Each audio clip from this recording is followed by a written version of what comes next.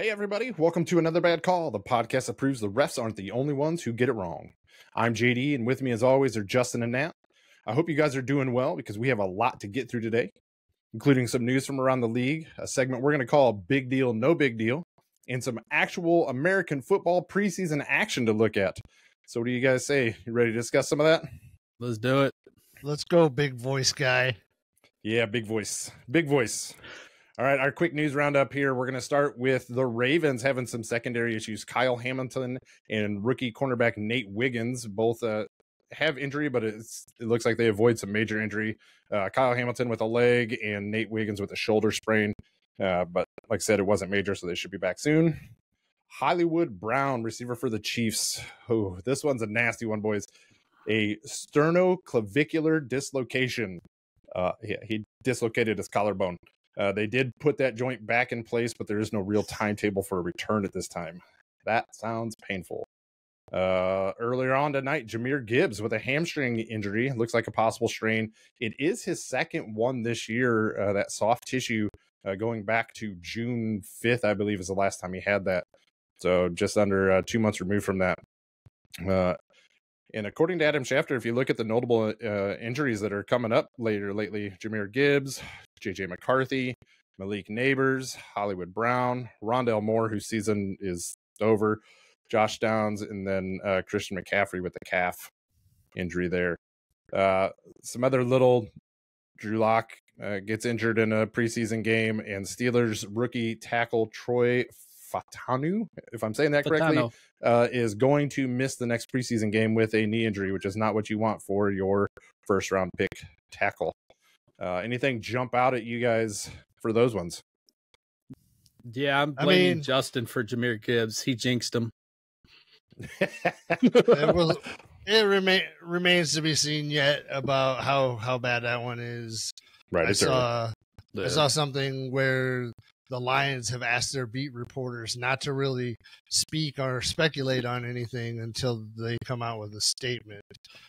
So that's kind of interesting, them trying to control the narrative. Hollywood Brown, I saw something that there's a chance he could be back week 1 or 2, but it really thrusts Xavier Worthy into the spotlight there in that receiving core a little bit sooner, which probably good for him to get some first team reps. Yeah, I had to look up the word sternoclavicular. Sternoclavicular. Yeah, I Googled it. I didn't say it. But all I had was all I had was fantasy football highlights from back in the like flashbacks and nightmares of Hollywood Brown having issues. So I hope he's all right. But yeah, just coming back from injury too, like just a bloody training camp and preseason already. The only one that you kind of glossed over real quick, and I had it in my notes for later, was Christian McCaffrey with the calf. You mentioned soft tissue injury for Jahmyr Gibbs. Same for Christian McCaffrey, and he has been known to battle some of these in the past, and it's cost him some time. So, like I said, he had a lot of miles on that car last season. So, I'm a little concerned if I'm making some picks in fantasy football. Well, no, if you're drafting from that 101, yep. Do you hesitate? Yeah, for sure. All right, Justin, you got any news or notes you want to add here? I was reading an ESPN article from Friday. Dan Graziano had some news and notes from camp, and we've talked a little bit in the past weeks about Nate Davis and his standing with the team, and how his injuries just seem to linger. He doesn't like to practice all that much. And Graziano did have a note that they are getting a bit fed up, and to watch for them to probe that market here to see as camp cuts come. So it's a possibility. Just another source. That one, now that I'm thinking about it, might have been good for this next segment we got coming up. But go ahead, Nate. What you gonna say about that? I was gonna say we've been watching that. It's like we bring up Connor Williams. It seems like every week, and Bears didn't pull the trigger on it, and he only went for $6 million. So it makes you wonder. We had him as low as $8 million, and he went for $6 million, and we still didn't kick the tires on it. So it makes me wonder about Connor or if they thought he was that bad off, or if they thought Nate Davis is actually going to pull his head out of his ass. I'm hoping Hard Knocks tells us, which is coming up. It's an episode. Have you seen that they're rumored to be one of the favorites for free agent out of the Giants? Or No, former Giant? No, the Mark rumors I saw were defensive or edge rushers. I think is his name. I haven't seen that it, but that one got past me. But I'll have to see if I can find that one out and pull that up for you. One other thing before we get into that next segment, it was an interesting article, and Nate, when you get into the editing, we'll make sure that we maybe include that link to this article. Dan Orlovsky did a QB ranking, and he did it across a couple different metrics. So we did the top 10 QBs in each of the categories of arm strength, ball placement, mechanics, decision-making, pocket presence, rushing ability, and then second reaction. So basically the second reaction was creativity. Can you make off schedule throws, all that sort of thing. As expected, you see some normal names: Mahomes, Allen, Herbert, Stafford, Rodgers, Burrow, Prescott. Like, you see a lot of these big names out there. Purdy showed up a lot, and I don't remember when we did our rankings last week. Did any of us have Purdy? no, I think you toyed with it, Nat, and then said I toyed. Yeah, no. I had it on my list in the peripheral, but I didn't put him in 3. It's interesting because when I look at Purdy, I think a lot of fans do this too. We look at it and go, listen, this guy's got every tool under the shed, right? He's got great receivers, great running backs, great line, great offensive play caller. What does he have to do? Great coaching. Well, right. And that's just it. The big knock is that he's a system quarterback. He's got the Mr. Irrelevant tag. He's barely making $1 million, and I think it's those stigmas that get put on him. And if he comes out and performs again, it's like, shit, time to pay. I don't care about system quarterback if the system works. Exactly. I think that's why he gets passed over a lot, is because he does have all those things going for him.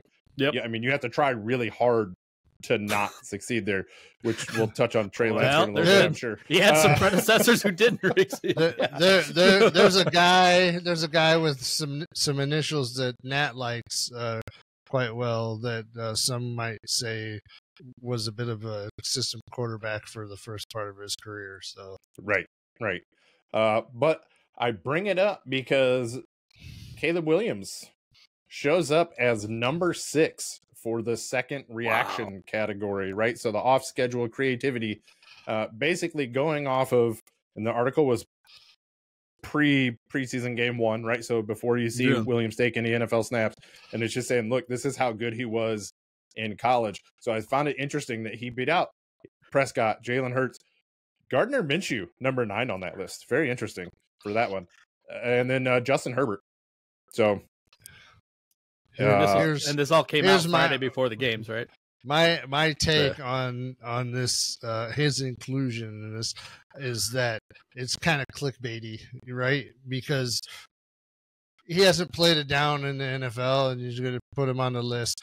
It's fine. I mean, we're obviously excited about Caleb Williams, and we'll get into what we've seen here, but just because he was the picture of the article, and he wasn't the picture of the article, but yes, on the front page of ESPN today, he was the picture that was linked for the article at the top of the page. So okay. I just felt like it was a little bit clickbaity in the article. I'm fine with it, and I'm not going to argue against it.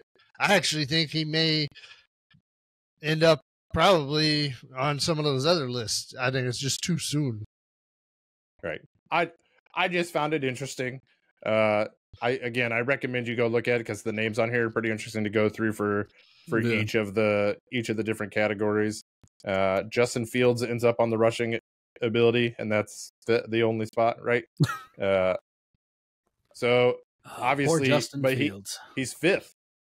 So if you haven't looked at it, can you name the 4 QBs that are in front of him for rushing? Yeah, Lamar Jackson. It's good. I'll take the obvious ones. Okay, Mahomes. Give me 3 more. Mahomes is not above him. Wow. Love. I didn't I read the article, but I just kind of breezed through it, so I don't recall. Josh Allen's got to be ahead of him. Josh Allen's number 2. Josh Allen. Did they put Hurts there? Hurts is number 4. Okay, they did put Hurts. I was going to say Hurts and Love, but I was shotgunning at that point. And number 3 only has slightly more NFL game action than Caleb Williams at this point. Jaden Allen? Anthony Richardson. Or Jaden Daniels. Anthony Four Richardson. more games. 4 more games. I did see he was on one of those lists. That was enough stats for Justin to rip him. Yeah, he's up there on the arm string. Anyway, like I said, it was just fun to go through there and read through. I like Orlovsky's stuff for the most part, so if you get a chance, go check it out. All right, anything else you guys want to talk about in news and notes before we move on? No, let's get it. Let's do it. All right, so we're going to call this segment Big Deal, No Big Deal. Temporary placeholder title right there. So essentially what's going to happen is I'm going to bring up a news story, and then I'm going to let you each give your stance on it. You are allowed to agree.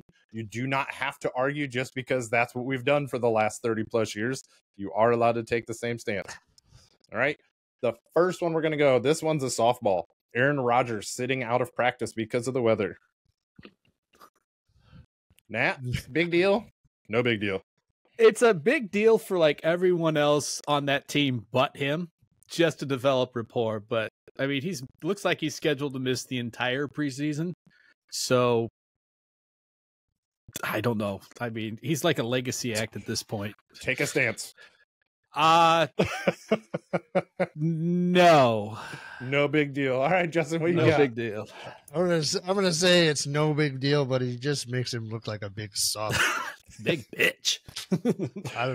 There's a word, the P word there I want to throw, but I'll try to keep it a little princess on the level. Yeah, exactly. He's big soft princess. That's right. Posh.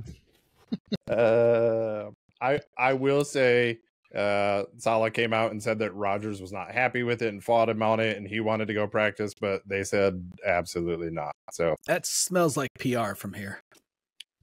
Speaking of canceling injuries, the 49ers and the Saints have canceled joint practices due to an accumulation of injuries for San Francisco. Justin, big deal, no big deal? Do I want to call it a big deal? No, because it's preseason and it's just reps against another team that they'll have time another week for. They're protecting their players and their roster. It's kind of makes sense. All right, Matt. The cancellation is no big deal, if we're being precise. But outside of that, the accumulation of injuries for San Francisco is something they specifically have to worry about. But in terms of the question in aggregate, no. All right. Next up, the Raiders QB battle.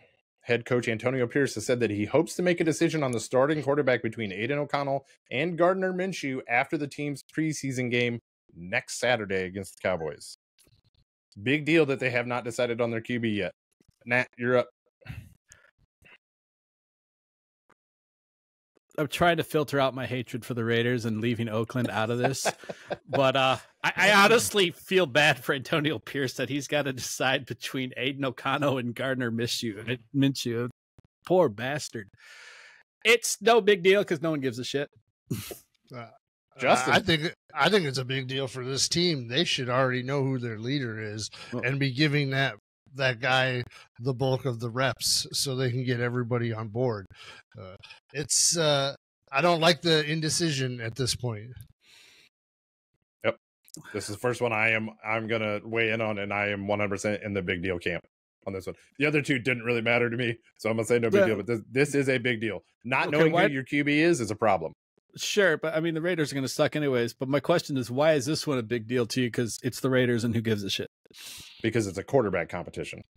All right, not that you have any money or no fantasy value. I remind you, we are an NFL podcast, not a Bears only podcast, and there may be one of our 6 listeners that actually likes the Raiders. So a 1 in 32 chance. So for you listener, thank you. That is a big deal.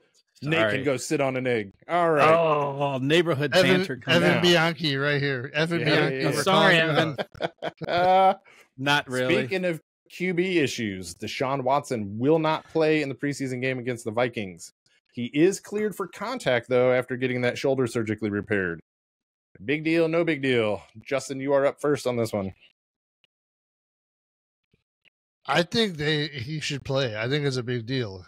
They invested the entire future of their franchise on a fully guaranteed contract for one of the worst PR nightmares in the history of professional sports.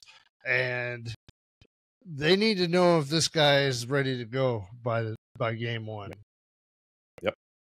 Nat? And I swear, if you say who cares, it's the Browns, I'm just for all cutting the you. Cleveland fans on our podcast, I would say this is a huge deal for reasons my podcast mate have already specified. He hasn't had a Deshaun Watson-like season since like 2020. And it's just, he's got to do something to try to turn that around. So for Cleveland fans, it is a huge deal. So I'm going to go in on this one too, and I'm going to say it's a big deal, but for a different reason.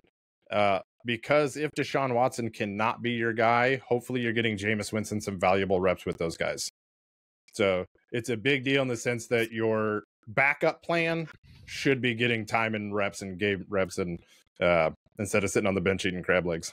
Sorry, I'm not laughing at you. Side note, with you. Side note, with Jameis Winston, talk about a counter PR move to bring him in to fill your press conferences, Right.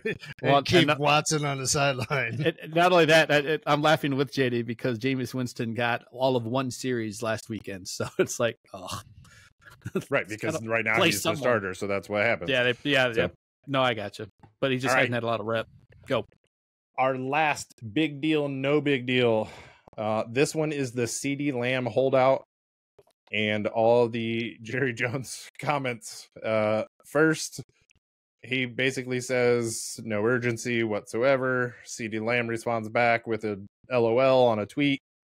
Jerry Jones then comes out and says, listen, don't get me wrong, we miss you, but you sitting out, and I'm paraphrasing, does not put any pressure on us in any way, shape, or form. We want you here, but as far as the competition for the other guys, this does nothing. It just helps us out, and it puts no pressure on us. Nat, I'm going to let you go first. Big deal, no big deal. CeeDee Lamb holdout, and Jerry Jones being Jerry Jones. Were this 31 other teams, this would be a big deal, but it's the Cowboys, and this is how they do it. They just wait till 5 minutes after the deadline and then try to strike a deal. They've done it with Ezekiel Elliott. They've done it with others. Not concerned. A deal will get done. Okay, Justin. Big deal, no big deal. I think it's a big deal. Jerry Jones is a stubborn ass. And CeeDee Lamb, I think we've seen in recent years now, these rookies who greatly outperform their draft position and their contract. They want some guarantees before they put their body back on the line for any of these billion-dollar corporations and billion-dollar owners. So you saw it with Justin Jefferson. You see it, Brandon Ayuk, it's going on now. It's really the only leverage they have. And so, yeah, I think that Jerry Jones goes about it in not the best way with a guy that is basically the face of his franchise at this point. I know he's got Dak, but, to Jerry, the star is the star in the middle of the field is the face of the franchise. But you got to have players, and the Cowboys make a lot of freaking noise for a team that hasn't won since the 90s. 29 years and counting. This one's fun for me because I do think Jerry Jones's comments on it are no big deal because, again, it's Jerry Jones being Jerry Jones, and he's got what he wants right now. Yeah, he doesn't necessarily need a resolution to this because what he wants is people talking about the Cowboys, and that's exactly what's happening. So he's getting what he wants here. The Lamb holdout is interesting to me because the Cowboys are in a very interesting situation. They have a QB that needs to be paid. Mm-hmm. They have Lamb, a star receiver that needs to be paid. And they've got a stud rusher in Micah Parsons that needs to be paid. And if I'm organizing the positions in order of how I need to pay them, in today's world, it's QB, pass rusher, then receiver. So out of the three, Lamb is the least important as far as positionally goes, but he might be more important than Prescott when it comes to that team. And I think what will be really interesting to see here is what happens with the backup QB spot if we can see Trey Lance become Trey Lance that everybody thought he was going to be when he got drafted, so that they have some sort of succession plan or not in place for Prescott. Yeah. So there's a lot going on right there. It's not just you have a star receiver being held out. It's you got him holding out and two other key pieces that need to be paid. So yeah, it's the Jerry Jones theory of you should feel privileged to wear this uniform and take a team discount and all that other BS. But, and remember, they paid Zeke a lot of money, and that did not go well. That fell apart. Yeah, they paid the worst position to overpay in NFL, the biggest contract ever. So yeah, it was back in the Todd Gurley era, right, where it was like, hey, we're still going to pay our running backs, and that was a bad idea. All right, well, that was a big deal, no big deal. That was fun, boys. I like that one. We may have to bring that back. Segment. But with that, I believe it's time for us to get into our main event, which this week is going to be a preseason week 1 roundup. And there we go. That came in really loud again. Apparently, it does not hold volume adjustments, fellas. That coming is in hot. something for us to learn.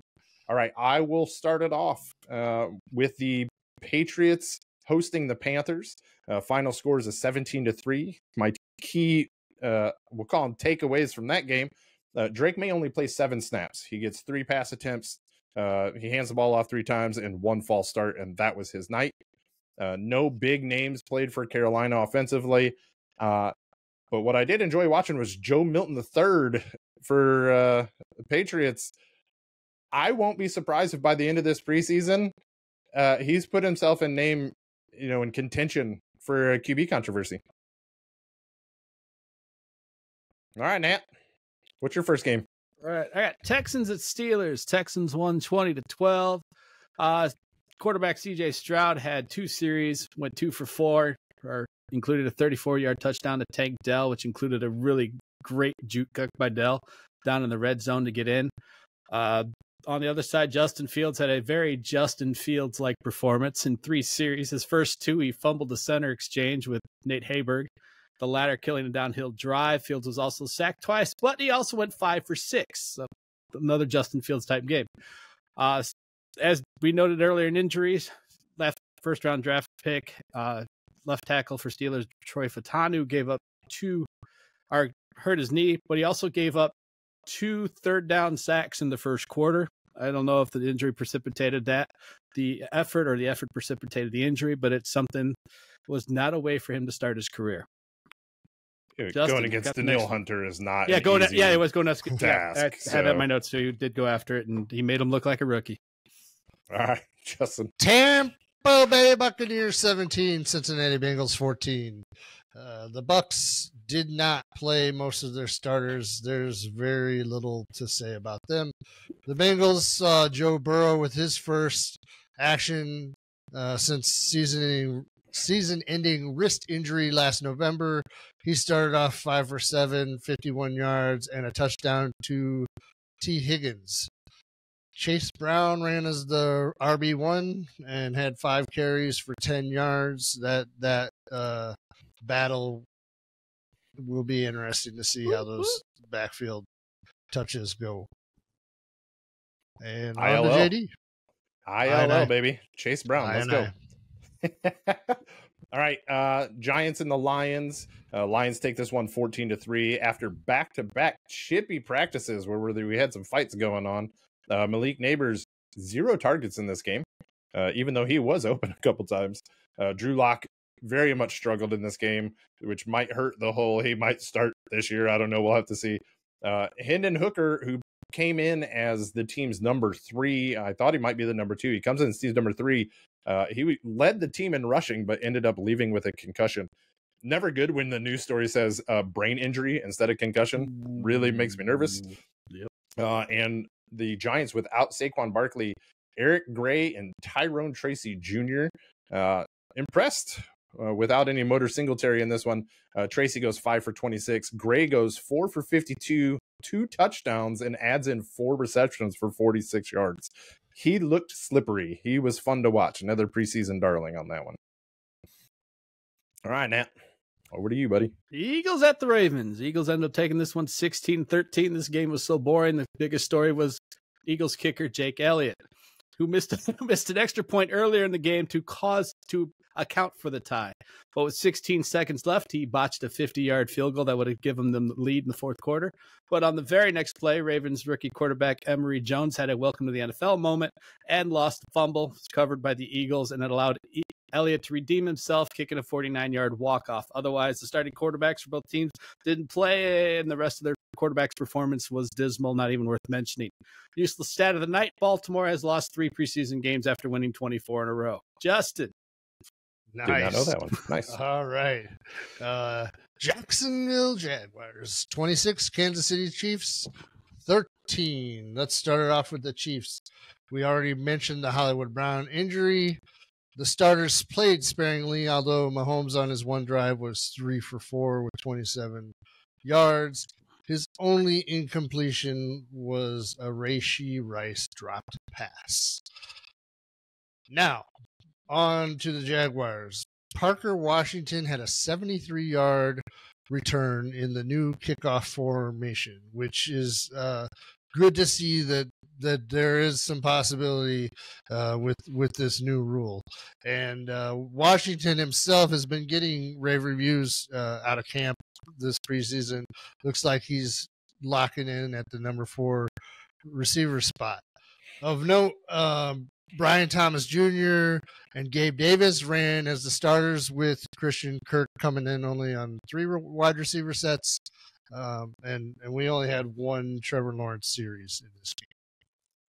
JD? All right. We'll do this one quick. Dolphins, Falcons. Dolphins take this one 20-13. From what I saw, I did not see any starters in this game. Atlanta had 3 fumbles. 2 of them were lost. Miami, 4 fumbles. Only 1 of them was lost, so it was a very fumbly game. This one's for Nat. Penix Jr. comes in and goes 9 for 16 and 104 yards. And that is about it in this game. Nat, next. The most exciting game, Raiders at Vikings. Vikings end up taking this one 24-23, and both teams had quarterback battles tonight. For Minnesota, Sam Darnold's had 1 series, 4-8, 54 yards. Backup rookie JJ McCarthy had a welcome to the NFL series with an interception on his first one, then redeemed themselves for 2 touchdowns, going for 11-17, 188 yards with 2 rushes for 18 yards overall. On Vegas' side, their quarterback battle, Gardner Minshew went 6 of 12, 117 yards, including a little Minshew magic on a touchdown throw with a little off sidearm flick to the right corner to get him that. 112 rating on the day. His competition, Aiden O'Connell, was 79 with 76 yards, 8.4 average, and a 101.9 rating of himself. Also note, because we liked him in the draft, first-round draft pick Brock Bowers had 2 catches for 25 yards for the Raiders, including lining up in the backfield in positions. That game ended on a Minnesota walk-off field goal. Will Rickard hit a 37-yarder, and that's how that one ended. Justin, your turn, partner. All right. Tennessee Titans 17, San Francisco 49ers 13. The Niners did not start Purdy or any of their other first-team skill players. Jordan Mason did have a rushing touchdown. He has kind of been impressing in camp. I've seen some thoughts that he may have passed up Eli Mitchell for number 2 spot on that roster. That is if CMC can come back from this calf strain. On the Titans side of the ball, Will Levis led 2 touchdown drives in about a quarter of play. And Tajay Spears and Tony Pollard had a pretty much split backfield. So it'll be interesting to see what comes out of there. But that's probably the most you've seen any of the first teamers play about a full quarter, so in the first week. All right, JD. All right. Admittedly, this Rams-Cowboys game is the only game I have not gotten around to watching. However, I am going to because this is fascinating to me. Trey Lance throws 41 times in this game, but only but only for 188 yards. So not super efficient. The rating was like sub 50, if I remember. He did also add 6 rushes for 44 yards. Now, that 41 attempts only slightly outdoes Stetson Bennett, who threw 38 times.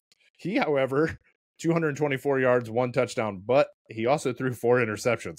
So these two QBs got a lot of run in that game. So I'm really looking forward to watching. Was this a Big 12 game? Right. Bennett was the only QB to play for the Rams. They did not play another QB. I saw that. They also only Boston Scott and Zach Evans were the only running backs to get a carry for the Rams. And then also for the Rams, Jordan Whittington, a receiver who is fighting for a roster spot, puts up 6 catches on 9 targets for 74 yards. But like I said, the pass attempt number alone just make me want to go watch that game because I'm very curious what was happening there. I think Cooper Rush had like 3 attempts, and then Trey Lance was like, hold my jockstrap, I'm going to go throw for 41. Right? Had to be the longest preseason game ever. No kidding.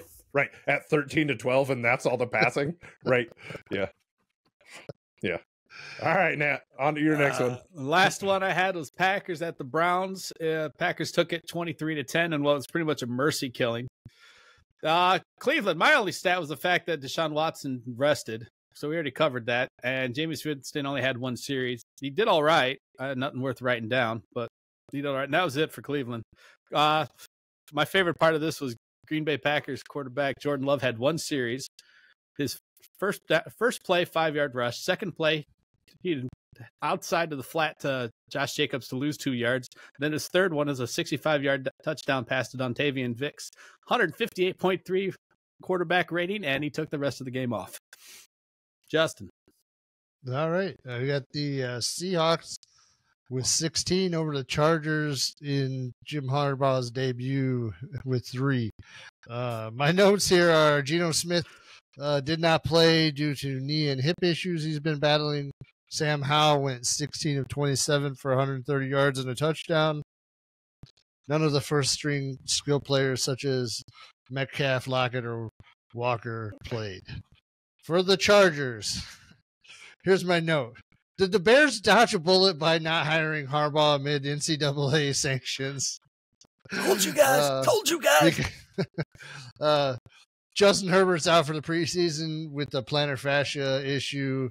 JD and I, as big boys, know all about that problem. So it'd be interesting to see how long that afflicts him.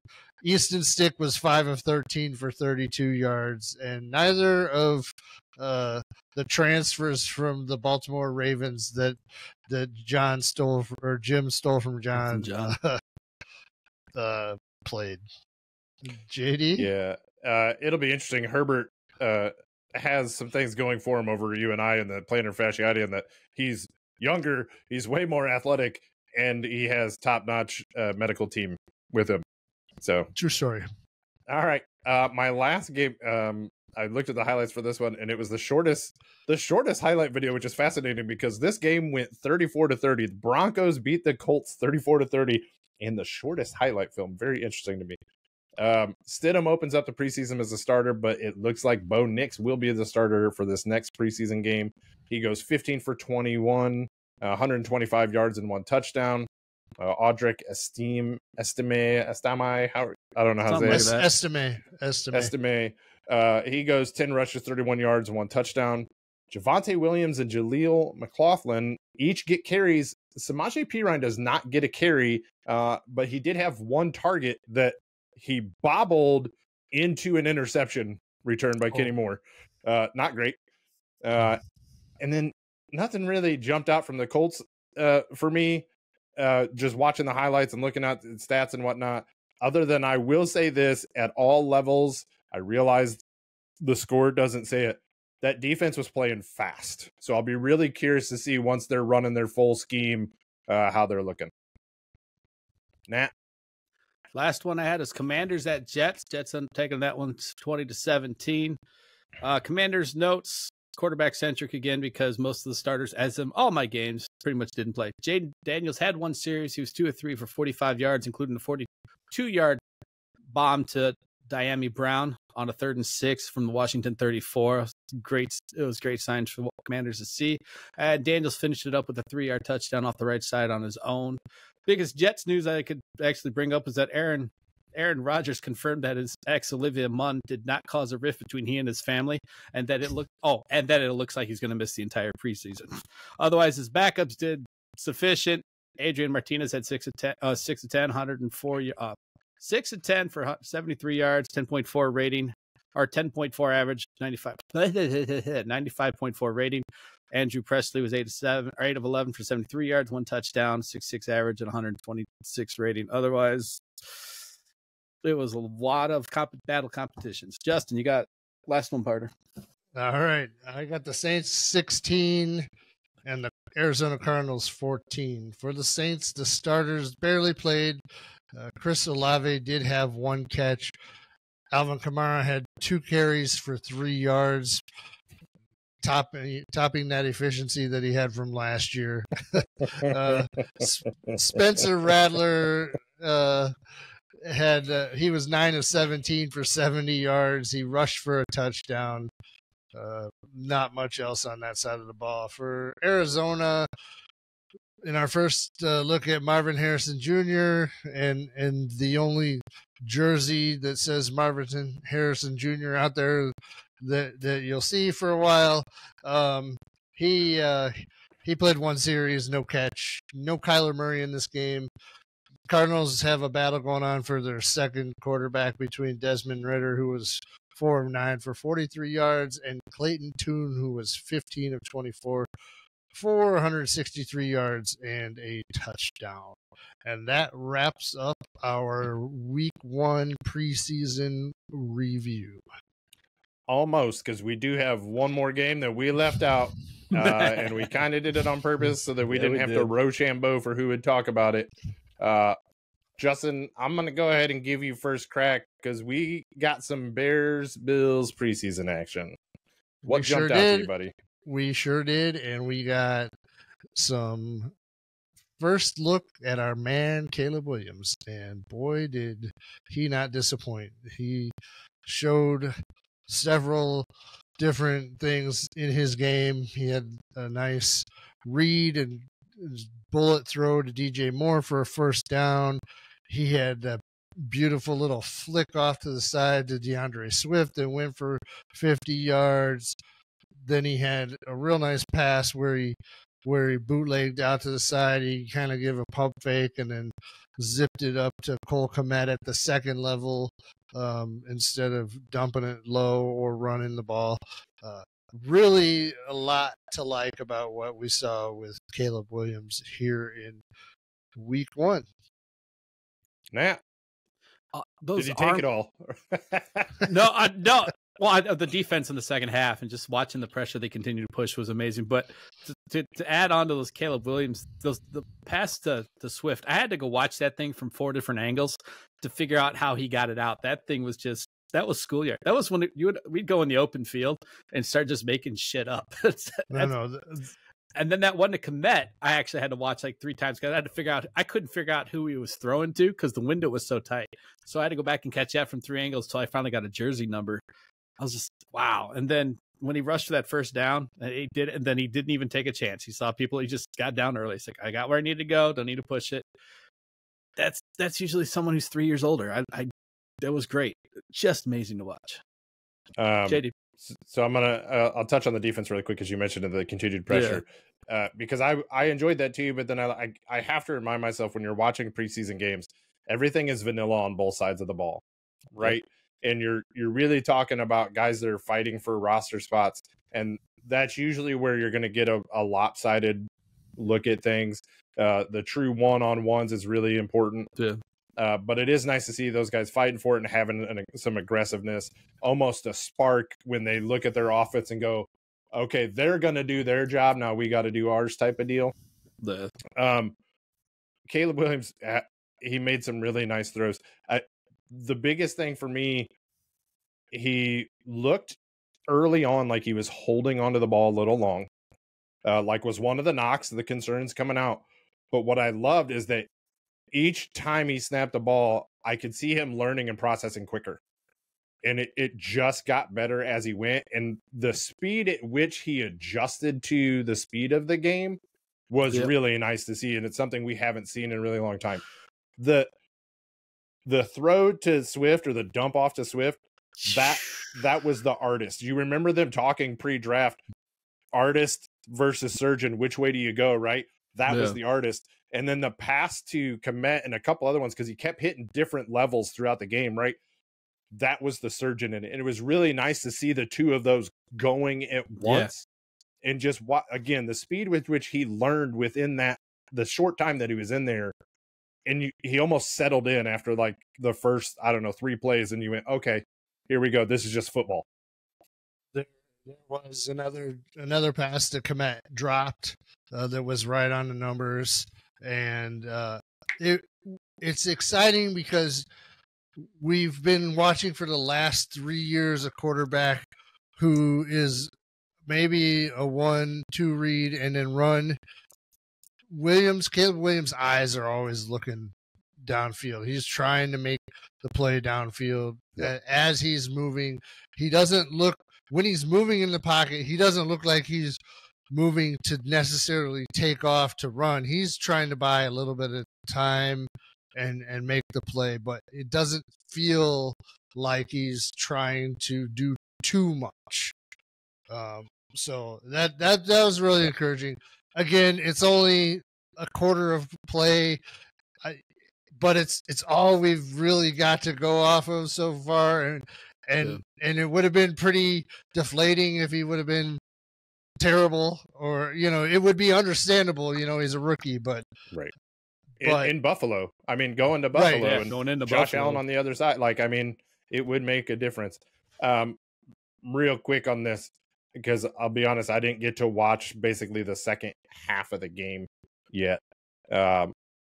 We've got a QB backup competition between Rippon and Badgett. Go ahead. How did it look? This is an honest question. I didn't see. Is it still look like Rippon's coming for the job, or was it pretty even? Badgett didn't look great, but I'll admit it. I just look at the stats. Badgett had 8 attempts and Rippon had 2, so it couldn't have been. Although that 5 for 8 was 47 yards for Badgett, so that can't be real encouraging. I imagine we'll get some clarity going forward, but I have a feeling how much you love Badgett. That's. It's not that I love him. I love the way you guys react to him. But There's the backpedal. There's the backpedal. We hadn't had it this episode. No. Don't even. You're on your knees. For the last year, you've been on your knees for Tyson Badgett. Oh, no. I wanted a quarterback competition between him and Fields if Fields came back. Yeah. Oh, my God. And I still say he did better than Fields last year. But all right. Speaking of on your knees. Well, let's talk real quick. Austin Booker on the defensive side. Okay. Our rookie end or whatever, 2.5 sacks, 5 tackles. This guy continues to impress, and I hope if we don't end up making a move in this preseason to add another end, I hope that he's the guy that can help steady out that defense on the other side. And on the other side of the ball, reading a nice article in Sport Mockery of all places today with Kyle, with an interview from Kyle Long talking about how the O-line looked like they've been playing inspired. It's like because of the way he described it is the fact that the willingness that Caleb Williams has been able to go to try to be a leader and try to make sure everyone in that team and that locker room has been included, and that he's trying to make rapport with everyone, and that he's putting it all out there. From what he saw of the game, he thought that line was starting to play because of that inspiration, like that inspiring from that leader. It's like, this guy has given everything to us. We want to give it every back. And once again, and I know nothing against Fields, and I'm not trying to say that hadn't happened with Fields. Might never know the full story, but to say it is happening now. And I like reading reading Mr. Long's take on it because I still love and respect his opinion and wish he had stayed healthier in his career. All right. That sounds like a good spot for us to move on a little bit. Yep. We also had some Hard Knocks. We got episode 1 of Hard Knocks. I'm assuming you both watched at this point in time? Yeah, JD, why don't you lead us off with your thoughts? Here are my thoughts. I love seeing our team on there because I love getting as much extra information as we possibly can get. I loved the scene with DJ Moore coming up into Poles' office to do the signing. I'm really curious about the golf bag. I want the putting mat that Poles had. It was freaking gorgeous. It looked also like he had like 5 different putters in that bag, so I really want to know what's going on there. Some of the like the slide drill we've seen the slip and slide drill, like that was a nice little thing. It was cool to see and how that all came about. I'll be curious to see what happens going forward. The episode felt a little slow for me, but I think that's because I was so hyped up for it, right? My expectations were so high, it just felt really slow. I'm looking forward to the next one. We'll leave it at that. Yeah. No, I think that it almost you're right. It seemed slow and almost felt like they had to force some content. It was a little early, I think, for us to see the rookies get up in front of the team in the locker room. If we're judging based on past iterations of Hard Knocks and whatnot, they haven't really started building a story around any of the fringe players. I would say maybe there is, maybe there isn't one. So yeah, it feels boring. As it's my team, I don't want drama, but for an entertaining show, you would like to see a little bit of something. Right. I don't know. I'm still gonna watch every minute of it. Right. Nat? Not only was that like the first episode of watching the Bears Hard Knocks, it's my first episode of watching any Hard Knocks, so I didn't know what I was getting into. So it was to me, it was like watching a little bit of BBC Earth with David Attenborough, like in the wilderness, the way they're doing some of the descriptions. And part of it was like Schreiber does have that kind of voice that just kind of wants to. And the other part of it was like ice.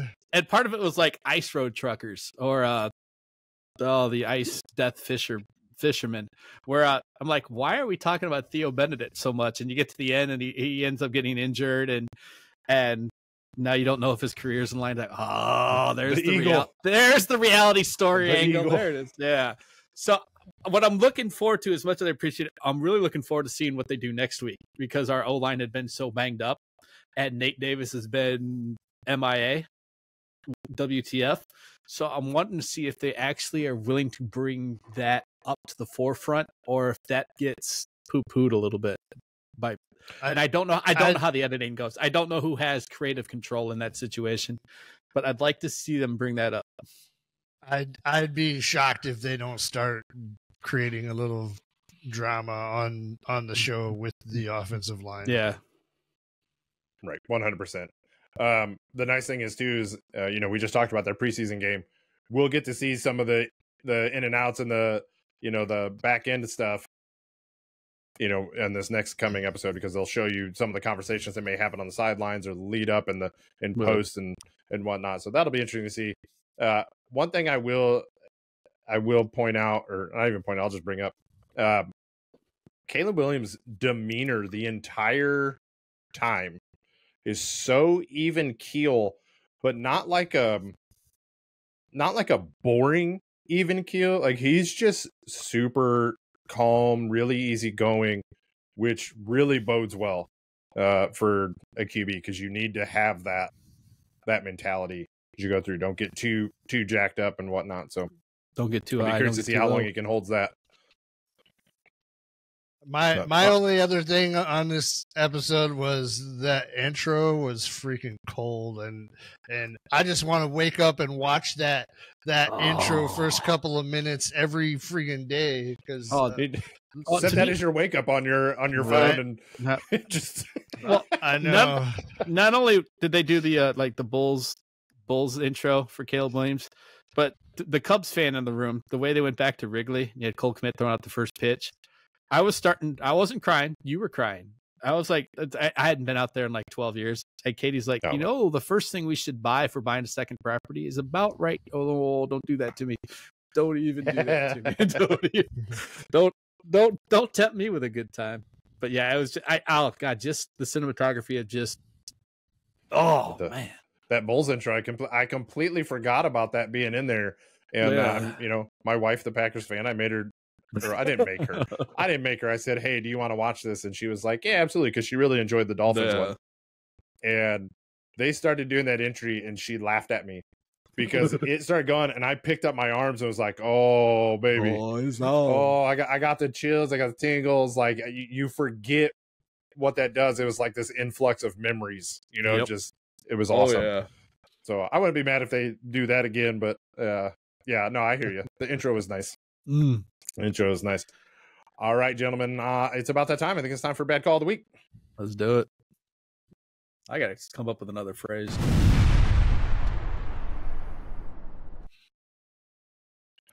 All right, Finn, you were in a hurry to talk right there, so we're going to let you go ahead and go first. Bogdanovic, USA versus Serbia, 2024 Olympics semifinal match. Bogdanovic sitting there talking trash to Carmelo Anthony the whole game, who, mind you, hasn't been in the league in years.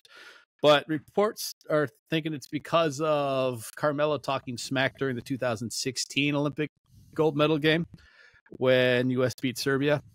Bogdanovic even at one point hits a three and does Carmelo's patented dome to the three to the head. And got into the third quarter when Serbia went up 17. He was talking smack to Carmelo. That was a mistake. From there on out, the next 12 minutes, U.S. took over, ended up winning, going on a run and winning that game by 4. And LeBron being LeBron, you can tell when he really won up someone is because when he gives them the most emphatic hug of anyone in the room, and he just bear hugged the hell out of Bogdanovic. I was like, guys, you had a chance, but you just didn't shut up. That was mine. Is that kind of like the Steph Curry, you poke the bear enough for not doing anything, and then he just is like, hey, remember who I am? That's exactly what that was. Not only that, I mean, you're going after LeBron's BFF. Yeah, that was a mistake. All right, Justin. Pretty much. So my bad call is Matt Kuchar. Last night he decides he's gonna, it's too dark for him to play, and it's the last hole of the Wyndham Championship at Sedgefield Country Club in Greensboro, North Carolina. He suspends this round for darkness. While several other players continued on and went on to finish. So he's the only one who makes all the staff and the PGA officials and everybody come back out so he can finish his last hole and par and tie for 10th. He wasn't even fighting for a top 3 spot. It was done with. I think the difference in his paycheck was probably maybe $50,000, but Matt Kuchar's made $60 million in his career. It was one of the most selfish moves I've seen from a golfer, and judging by comments from other golfers and some other things throughout the years, this is pretty much on par with who he is. How much does it cost for them to have to run that extra day? Who knows? I was going to say, that's what I'd want to know right there. Yeah, that's not ideal. Get a glow-in-the-dark ball and get some lights out there, and let's go. Yeah. All right. My bad call of the week is going to go to the Court of Arbitration for Sports for stripping Jordan Childs of her bronze medal on floor after the Romanian Olympic Committee appealed. So they basically are saying that the United States did not file the inquiry within the minute time frame of when Jordan Childs' score came out. So Jordan Childs was the last competitor on floor. She finishes in 5th based on the score. Coaches put in an inquiry within the minute time, and it gets her pushed up to 3rd place. The timing of it was rough because the Romanian girl, Barbosi, was actually celebrating on the floor with her flag. I felt awful for her when the announcement came down. Obviously an embarrassing moment, heartbreaking moment, but it was the right play. They fixed the score. Romania files this appeal. The Court of Arbitration of Sports says, okay, we accept your appeal, and they strip Jordan Childs of the bronze medal. USOC, the U.S. Olympic Committee, then files an appeal with video proof showing that they filed the inquiry within the allotted time. Remember, it's a minute allotted time. They did it at the 47-second mark. The Court of Arbitration of Sports comes back and says, we're denying your appeal because we don't allow for appeals of our arbitrated decisions. So basically, we'll appeal something, we'll make a decision on it, but once we make a decision, we're not going to talk about it again. The handling of the entire situation is absolutely embarrassing for the athletes, for the judges, for the sport, and for the Court of Arbitration of Sports as well. I feel absolutely awful for the Romanian gymnast Barbosu because of how she found out that she didn't medal originally.